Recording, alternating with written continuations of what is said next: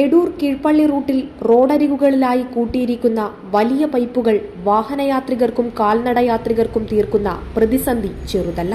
കേന്ദ്ര സർക്കാരിന്റെ ജലജീവൻ പദ്ധതി യാഥാർത്ഥ്യമാക്കുന്നതിനു വേണ്ടിയാണ് ലോഡ് കണക്കിന് വീതിയേറിയ പൈപ്പുകൾ റോഡരികിൽ ഇങ്ങനെ കൂട്ടിയിരിക്കുന്നത്.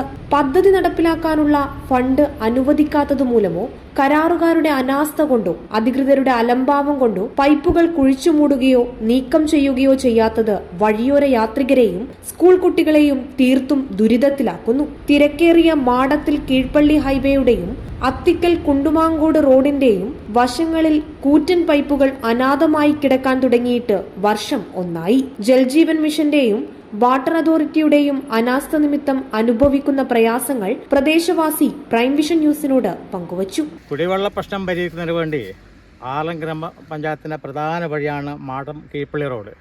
ഈ റോഡിൽ പൈപ്പ് ജല അതോറിറ്റിയും ജലസേന വകുപ്പും കൂടെ ഈ ഭീമമായ പൈപ്പുകൾ ഈ റോഡിൽ കൂടെ സ്ഥാപിച്ചു വെച്ചിട്ടുള്ളത്. ഇത് കാരണം വഴി യാത്രക്കാർക്കും അതേപോലെ വാഹനങ്ങൾക്കും വലിയ വാഹനങ്ങൾ വന്നാൽ രണ്ട് ദിശയിൽ നിന്ന് വലിയ വാഹനങ്ങൾ വന്നാൽ ഒരു സൈഡ് കൊടുക്കാൻ പറ്റാത്ത അവസ്ഥയാണ്. രാവിലെയും വൈകുന്നേരം വിദ്യാർത്ഥികൾ വരുമ്പോൾ അവർക്ക് സൈഡ് ചേർന്ന് നടക്കാൻ പറ്റാത്ത ഒരു ഒട്ടനവധി അപകടങ്ങൾ ഇത് വരുത്തി വെക്കുന്നുണ്ട്.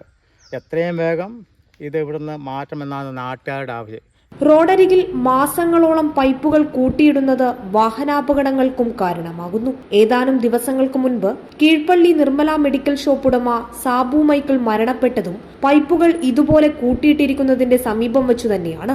2 ഹെവി വാഹനങ്ങൾ എതിരെ വന്നാൽ സൈഡ് കൊടുക്കാൻ പൈപ്പുകൾ കാരണം സാധിക്കുന്നില്ല എന്നതാണ് യാഥാർത്ഥ്യം. ഇപ്പോൾ അത്തിക്കലിൽ കലുങ്കുപണി നടക്കുന്നതിനാൽ കീഴ്പള്ളിയിലേക്കുള്ള ബസ് അടക്കമുള്ള ഹെവി വാഹനങ്ങൾ തിരിച്ചുവിടുന്നത് കുണ്ടുമാങ്ങോട് റോഡ് വഴിയാണ്. ഗ്രാമീണ പാതയുടെ പരിമിതിക്കൊപ്പം ഈ പൈപ്പുകൾ കൂടി പാതയോരങ്ങളിൽ നിറഞ്ഞപ്പോൾ പരിഹാര മാർഗം എത്രയും പെട്ടെന്ന് കാണണമെന്ന ആവശ്യം ശക്തമാണ്. ഈ കുടിവെള്ളത്തിന്റെ പൈപ്പ് ഈ റോഡിൽ കൂടി നിരത്തിയതുകൊണ്ട് വഴിയാത്രക്കാർക്കും വാഹനങ്ങൾക്കും നടന്നു പോകാനോ അല്ലെങ്കിൽ വാഹനങ്ങൾക്ക്